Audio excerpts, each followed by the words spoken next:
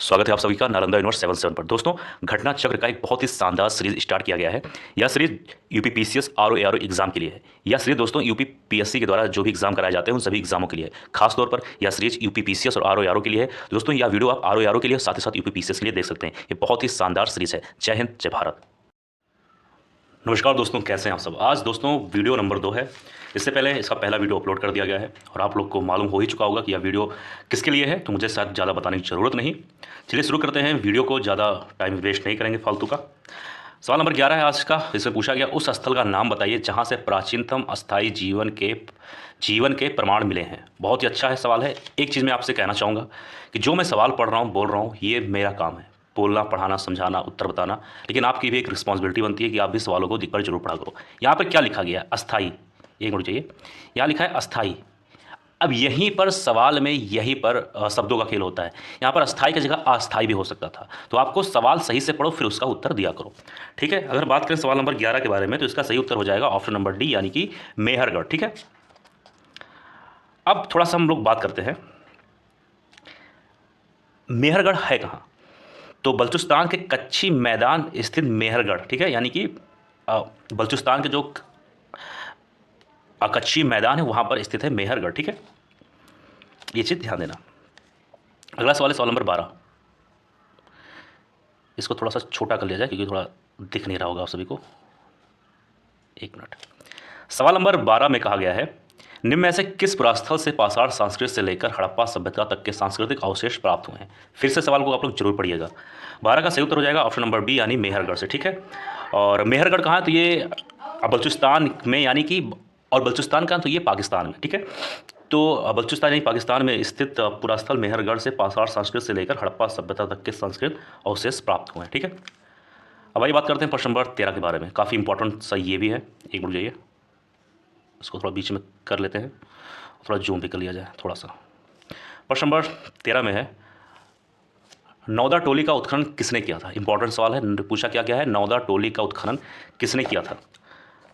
तो इसके बारे में आप सभी को मालूम होना चाहिए कि नौदा का उत्खनन जो है एस.डी. सांकलिया ने किया था। इसका सही उत्तर हो जाएगा सी, एस.डी. सांकलिया ने। ठीक है। और नौदा टोली यानी कि मध्य प्रदेश में ये स्थित है, ये चीज़ ध्यान देना। ठीक है। प्रश्न नंबर 14 में आ जाइए। एक मिनट। इसमें कहा गया है कि वृहत पाषाण स्मारकों की पहचान कीजिए। इस सवाल का सही उत्तर हो जाएगा ऑप्शन नंबर बी, यानी कि मृतक को दफनाने के स्थान के रूप में। ठीक है। तो ये चीज़ ध्यान देना। अगर कभी पूछ ले कि बृहत पाषाण स्मारकों की पहचान क्या है, तो आपको मालूम होना चाहिए कि मृतकों को दफनाने के स्थान के रूप में इसकी पहचान होती है। ठीक है।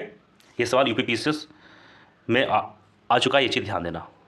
ये सब काफ़ी इंपॉर्टेंट सवाल है। अब हम बात करते हैं प्रश्न नंबर 15 की ओर। ठीक है। इनमें 2 सवाल को लेकर चल रहा हूँ, थोड़ा सा जूम भी कर लेता हूँ। प्रश्न नंबर 15 में पूछा गया है, राख का टीला निम्नलिखित किस नौपाषाणिक स्थल से संबंधित है। इंपॉर्टेंट सवाल है, ध्यान देना। राख का टीला, इसलिए मैं यहाँ पर रेड कर दिया हूँ, ध्यान देना।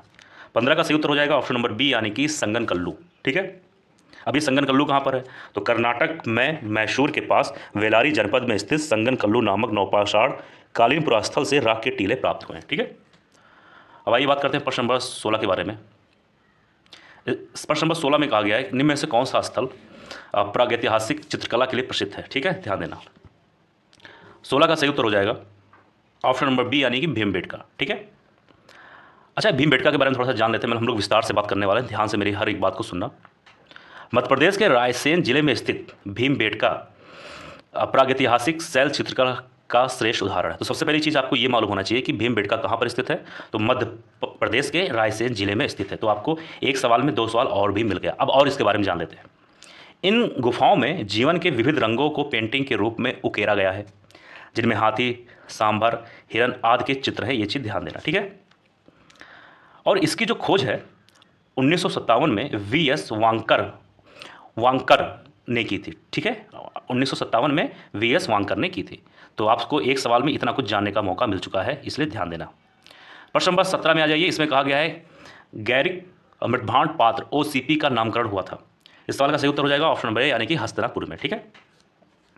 प्रश्न नंबर 18 की ओर हम लोग आए। तो 18 में कहा गया है, साफ साफ थोड़ा छोटा कर लेते हैं इसको। ठीक है, एक मिनट जाइए।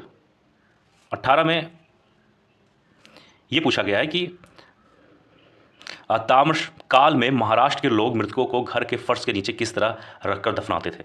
18 का सही उत्तर हो जाएगा ऑप्शन नंबर ए, यानी एक मिनट जाइए, ए यानी कि उत्तर से दक्षिण की ओर। उत्तर से दक्षिण की ओर यानी उत्तर में होता था उनका सर, यानी यहाँ सर होता था, और दक्षिण में होता था उनका पैर। तो ये चीज़ ध्यान देना, ये सब काफ़ी इंपॉर्टेंट सवाल है, इस बार पूछा जा सकता है। ये यूपीपीएससी से 1997 में सवाल पूछा गया था, एक बार और भी पूछा गया है, तो ये ध्यान देना, काफ़ी इंपॉर्टेंट चीज़ है। ठीक है,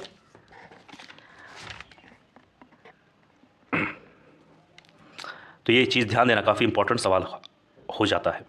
अगला सवाल है सवाल नंबर 19 में आ जाइए। इसमें कहा गया है कि निम्नलिखित में से किस स्थल से मानव कंकाल के साथ कुत्ते का कंकाल भी असावधान से प्राप्त हुआ है। ये चीज़ ध्यान देना, मानव कंकाल के साथ कुत्ते के कंकाल का नाम आ गया, तो इसलिए ये इंपॉर्टेंट हो जाता है। ठीक है, 19 का सही उत्तर हो जाएगा ऑप्शन नंबर बी, यानी कि बुरज़होम। ठीक है, अच्छा ये भी मालूम होना चाहिए कि आखिर ये है कहाँ बुरज़होम।